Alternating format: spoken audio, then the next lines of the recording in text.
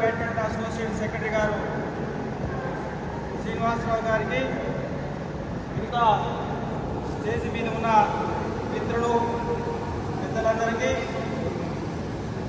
అలాగే మరి 3 రోజులుగా వారు ఆడటమే కాకుండా వారు ఆడటం ద్వారా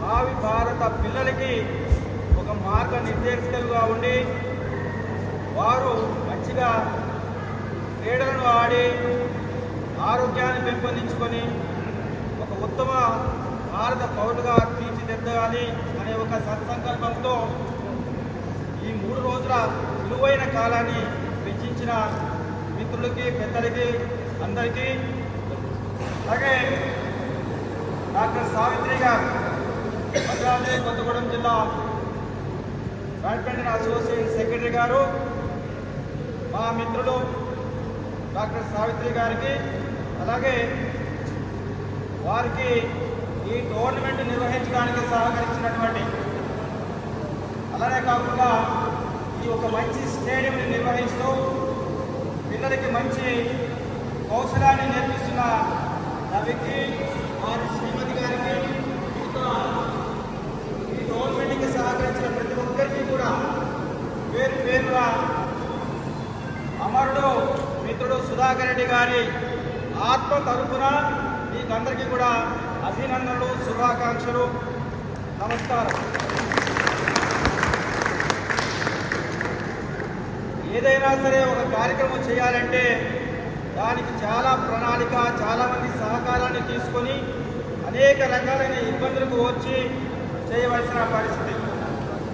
మరి వారు ఎక్కడో కొత్తగూడెం ఉమెన్స్ కాలేజీలో ఫిజికల్ డైరెక్టర్గా ఉంటూ, అలాగే జాతీయ అంతర్జాతీయ స్థాయిలో కాకతీయ యూనివర్సిటీ మహిళా విభాగం తరఫున చాలా పోటీల్లో పాల్గొని విజయాన్ని తీసుకొచ్చి, అలాగే సుధాకర్ రెడ్డి గారి ఆదర్శం ఏదైతే ఉందో ఆ ఆదర్శం నిలబడే విధంగా చాలామంది ఆంధ్ర పెద్దల అధికారుల సహాయ సహకారాలతో ఈ రోజున గుంటూరులో కూడా ఒక స్టేడియంని పిల్లలకి దాదాపు అతి తక్కువ ఉచితంగానే చెప్పవచ్చు వారికి కూడా ఒక క్రీడను నేర్చుకునే అవకాశాన్ని కల్పిస్తూ మరి ఈ గవర్నమెంట్ని ఇంత చక్కగా సహజంగా జిల్లాలో టోర్నమెంట్ చేయడం అనేది చాలా ఈజీ, మాకు ఇంకా చాలా కలర్ఫుల్గా ఉండే అవకాశం ఉంటుంది కంపారిటివ్ సిటీతో పోలిస్తే.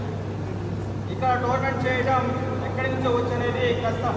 అటువంటి టోర్నమెంట్ని వారు భుజస్కంధాల మీద మంచిగా ఇష్టంగా తీసుకొని వారి భర్త గారి మీద ఉన్న ప్రేమతో, అలాగే వారి భర్త గారి ఏదైతే ఆదర్శం ఉందో ఆ ఆదర్శాన్ని నిలబెట్టాలనే ఒక సత్సంకల్పంతో ఈ టోర్నమెంట్ నిర్వహించినటువంటి డాక్టర్ సావిత్రి గారికి మనందరి తరపున మరొకసారి అభినందనలు,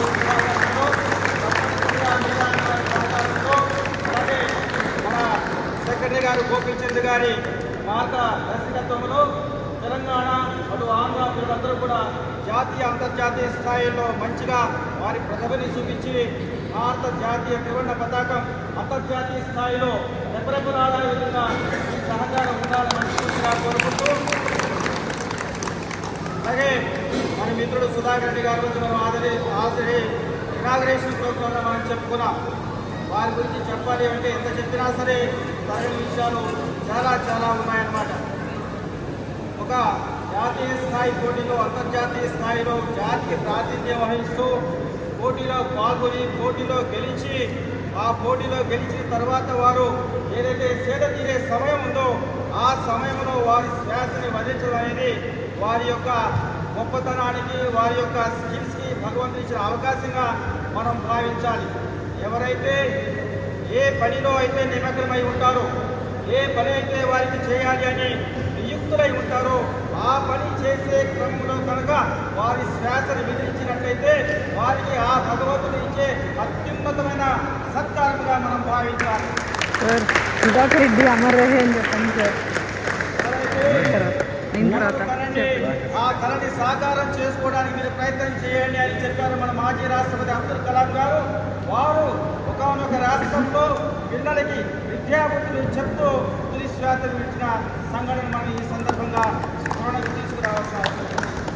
దయచేసి దయచేసి మిత్రులారా, చాలామంది అనుకుంటూ ఉంటారు చూసిన వాళ్ళు, వీళ్ళకైంది వయసు అయిపోయింది, 35 సంవత్సరాలంట, 45 సంవత్సరాలంట, 50 అంట, 60 అంట, వీళ్ళకి ఆటలా అని కూడా బయట కామెంట్స్ వస్తూ ఉంటాయి సహజంగా.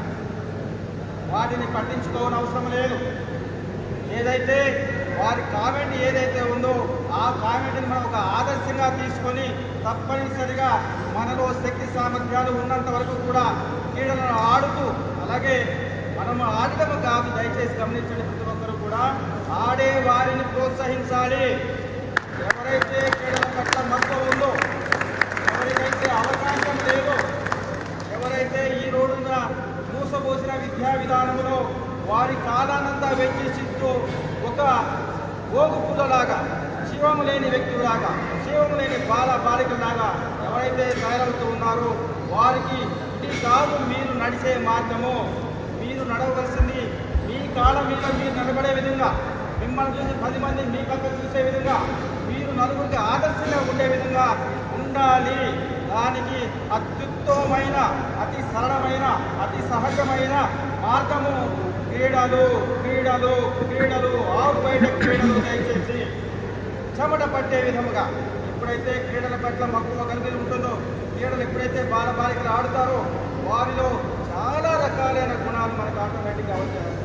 వారు ఏ పరిస్థితినైనా సరే తట్టుకొని వారు కాళ్ళ మీద వారు నిలబడే విధంగా, జాతి గర్వించే విధంగా వారు ఎదిగే అవకాశం ఉంటుంది. దయచేసి పెద్దలందరూ కూడా మీ స్థాయిలో, మీ ఏ ఊళ్ళో ఉన్నా, ఏ జిల్లాలో ఉన్నా, ఏ స్టేడియంలో ఆడుతున్నా సరే మీతో పాటు పిల్లల్ని ప్రోత్సహించండి. సంవత్సరానికి 1-2 పిల్లల్ని ప్రోత్సహించండి.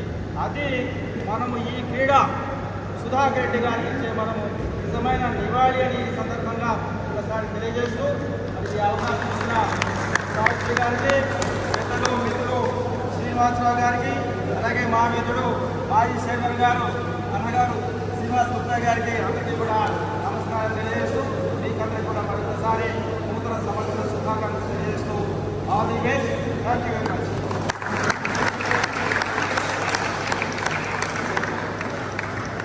థ్యాంక్ యూ వెంకటరావు గారు. చాలా అద్భుతమైన స్పీచ్ని, దాంట్లో సందేశం కూడా మీరు ఇచ్చారు. చాలా థ్యాంక్ యూ. మీకు ధన్యవాదాలు.